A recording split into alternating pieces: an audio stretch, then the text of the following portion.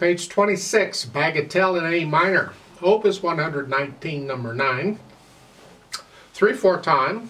The fingering for these eighth notes. First, what they're doing here. See, one. They're taking all of these in one hand position. That's kind of nice. But so you're here. Then you come up. Here. It's okay. I prefer this position. I want to take the first jump in one hand position. So I'm not going to move from here, and then I'm going to come up and put thumb on the A. That puts me in this position. So I can take some more here. So it's there's no one right way to do this fingering. You do it in the book is fine if you want. I just don't like using the thumb that much. They're using the thumb here, here, here, here. They used it 4 times. I do it here, here. I used it 3 times. I used it 1 less is all. But however you do it here, do it the same way in this passage throughout the piece. So when you get past that, and then you got to do it again.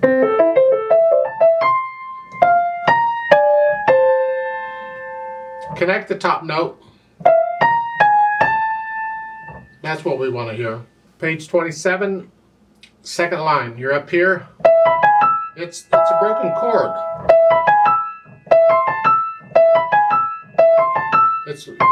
Yeah, and then you're coming back down for this thing going up. On page 28 is really more of what you've already had on the other pages. There's just not a lot going on there.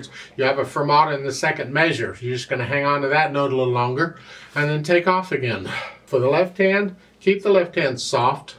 It's broken chords in the background. Here, you're going to have to... I do 4 on that E. You got B naturals in there. I'm going to separate it, kind of bounce this along. I like their fingering there at the end of the second line. That's good. And then you do that some more. You get over to page 27, second line here. And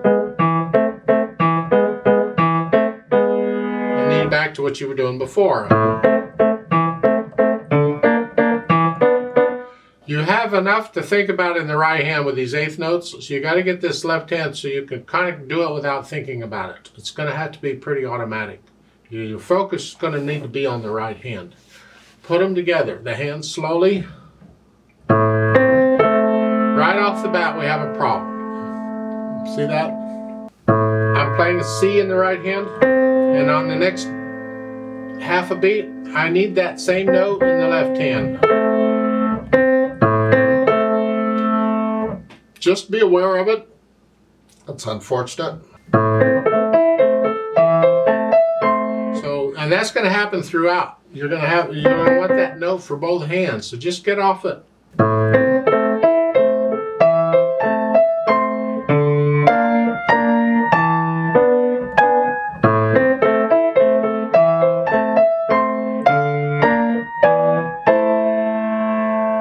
Then you get over to page 27 in the second line here. You're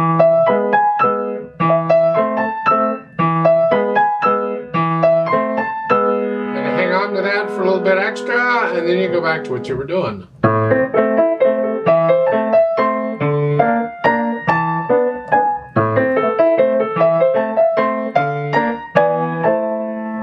And it's the same stuff on the next page.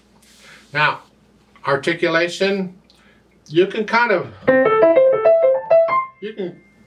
sort of separate these a little bit. It doesn't have to be legato. But you don't have a lot of time to separate them. But you don't have to think about them being legato, because I'm kind of bouncing the left hand.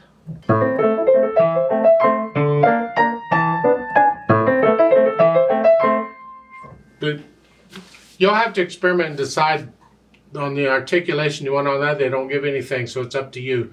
You don't have time to separate them. And you don't have to play them legato. You can separate them without separating them. It's a mental thing. I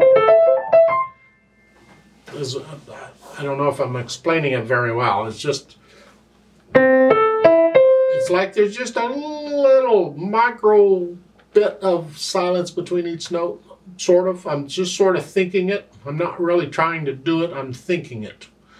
I'm feeling it. You play what you feel, huh? Legato would be that. But I'm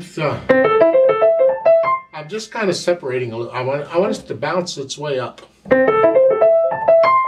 there. And when you add the dynamics, start soft and you get, it doesn't say how loud to get, go up to about a medium loud. So here, and then all of a sudden soft. And again, so you have loud and soft. That's Beethoven for you. And each of these, you're going to grow up as you go on.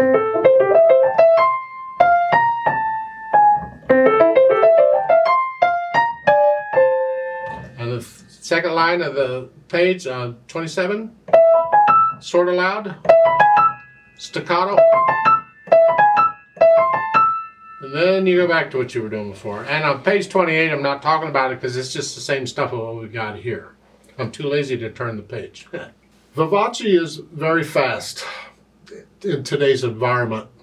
There was a time when Vivace was actually on the slow side. But Vivace is faster than fast. Now, it's not as fast as there is. There's faster than this. It's just, I'll search on this opus number and then number 9 thing, Bagatelle. Search on that and you'll probably find recordings of this for people. And they'll play it according to how they think it should be played, and different people will play it slightly differently, and that's wonderful. So it's just...